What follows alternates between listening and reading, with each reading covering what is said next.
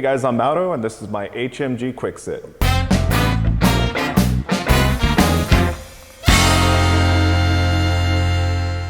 What do you do here at HMG? So here at HMG, I'm a front-end designer and a visual designer, and so pretty much what that means is I build websites, and that kind of includes the planning and structuring of a website, the actual visual design of a website, and the actual development of a website and deployment.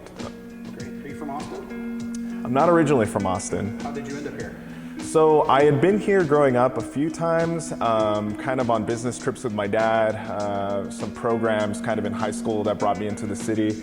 But the first time that I actually experienced Austin kind of in my adult life was I attended a South by Southwest in 2007, and I just fell in love with the creative sort of the creative culture that exists not only at the festival but across the city, and the diversity of events and different types of arts. And I really fell in love with it and decided to go to school in the area and stayed here ever since. What are some best practices you like to use as a starting point for a design project?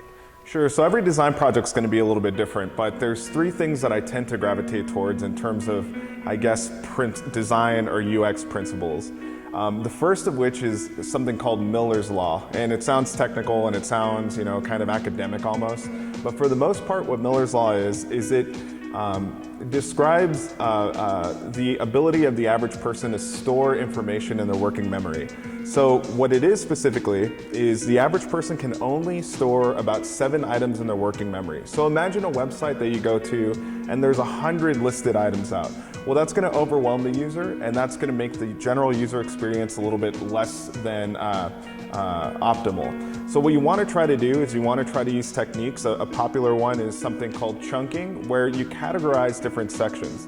So think about a grocery list. A grocery list might span between 40 or 50 items, but you could break down a grocery list to frozen foods, cold cuts, school supplies, whatever, and that will help people more easily conceptualize the content structure. So you mentioned 3 concepts. What's the second? So the second principle that I like to go to is called law of proximity. And what that means is things that are designed closer together or a closer proximity tend to look like they're related. And that's actually true. So with that, I like to say don't be afraid of using white space. A lot of times people like to kind of press things together and the spacing seems a little bit off balance. Don't be afraid to let your design breathe. That helps the user scan through your content and better understand what you're trying to communicate and help them find the information that they're looking for and fulfill their goal. So it really makes for a more efficient website when you use things like white space to associate things and disassociate other things. It's a powerful tool. So the first was Miller's Law, second, law of proximity. What's the third concept? So the third concept, before I go into that, I like to preface it with something that I like to say, and it's like the last thing you want to do is think outside the box. And that doesn't mean don't think outside the box, because like for somebody like me, if you tell me not to think outside the box, I would be like saying for me not to be me. But literally it should be the last thing that you do. The first thing that you want to do is you want to know what the box is. You want to know the dimensions, and you want to know kind of what the constraints are.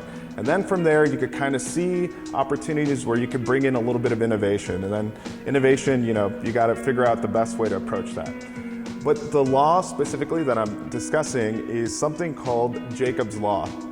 And what Jacob's Law pretty much means is people are going to spend a lot more time on other websites outside of your website. So you don't want to think outside the box. You want to study some mental models and some ways that other popular sites kind of break out contents and layouts, and try to abide by that when you implement that when you're designing, and implement that into your design, and it will make your design a lot more efficient. Then again, if you want to play around, try to do that, but just remember to think inside the box before you try to kind of think outside of it. And my name is Mauro, and this has been my HMG QuickSit.